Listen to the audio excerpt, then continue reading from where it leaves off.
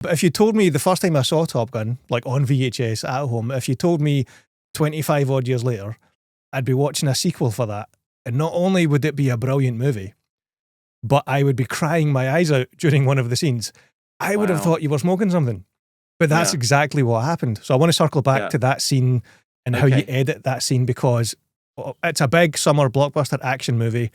Yeah. But that scene is absolutely the heart of the movie. Yeah. I'm curious about, with the infinite number or seemingly infinite number of ways you can edit a scene. Yeah. It's a dialogue scene. So on the face of it, fairly simple. But how do you choose when to show Tom as he's speaking or when to show the over the shoulder? Yeah. Because of the emotion of the scene. Tell me about cutting that scene. Okay, here's the trick, right? And this is something which Tom is very hot on. It's subjective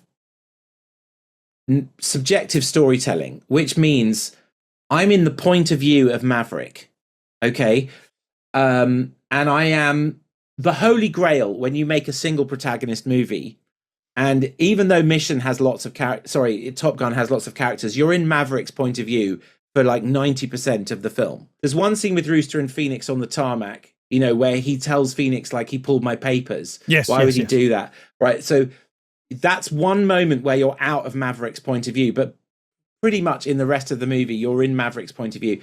So what you've got to think as a visual storyteller, as an editor, is I need to be connected with Maverick and I need to be feeling the emotions of that character as he's feeling with them. So I need to be in sync emotionally with that character as the audience. So he drives up on his motorbike to Iceman's house, right? He gives Iceman's wife a hug. She is looking awkward, and you see Maverick clock that moment where she's like, how am I going to tell him that this is not good? So as the audience, you're already in his point of view. And so you're like, oh, what's happened? So you're feeling it exactly the same time as him. And then he goes into the room and you see him open the door and you see his point of view of Iceman. So you're connecting. You're like, you are Maverick and you're seeing his friend and you're looking at him and you're feeling it. And then he looks over and says, sit down. And then he starts typing on the keyboard. And so what we do is we cut to Maverick and he looks at the screen, and then you cut to his point of view and you see Iceman typing the words. But the point is that you're in Maverick's point of view the whole time and you're experiencing it as that character is experiencing it.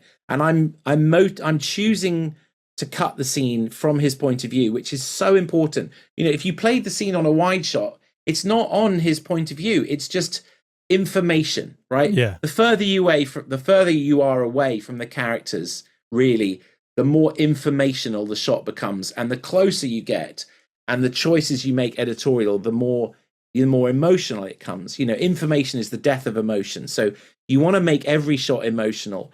So if you look at it, watch the scene again, and you're in Maverick's point of view the entire time.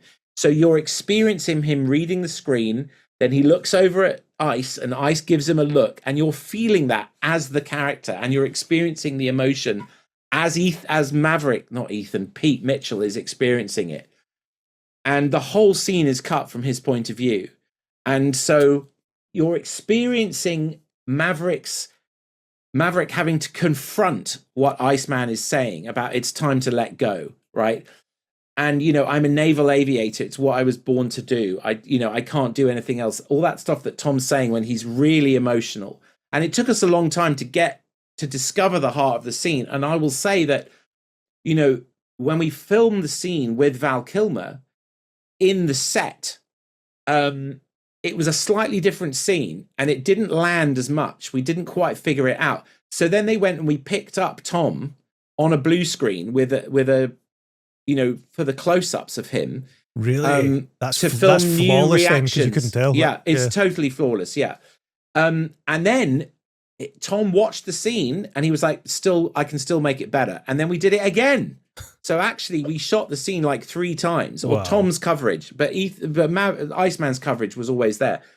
But it meant that I had to manipulate Val's performance a little bit and use reactions that were from different things in the original scene to have him react to Tom and like do you know, to Maverick, and to do the little nods and the kind of, yes, you're figuring it out. And then, of course, and they originally filmed the scene with him speaking all the way through, but it's way more powerful to have him just say one thing at the end with his, you know, when he's got this problem with his throat.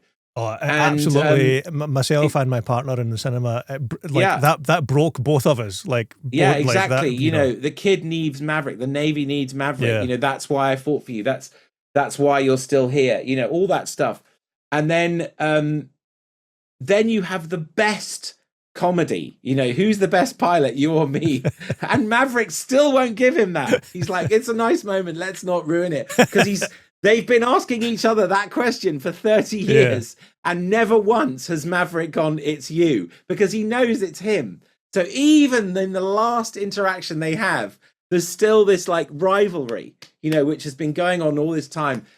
But the tone of that is so perfect as a way to end the scene and give them a chuckle as friends and have a hug after what's happened. It was really, really difficult to get it. Like I said, we shot it 3 times. And I remember when Val saw the scene, he was like, this is a good scene. And he was like, I don't remember this being the same as what. And so, but we were like, no, we did some pickups on Tom, and it happens all the time on these movies. You pick up close-ups to adjust the nuance of something, because it's just a 6 out of 10 or a 7 out of 10.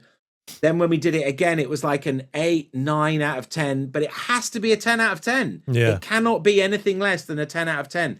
And Tom was like, this is the legacy of these two characters forever, for millions of people who want this to be perfect. So it's like, no, let's go back and do it again. And that last take is what he did, because he's like, I have to go to that place. I have to.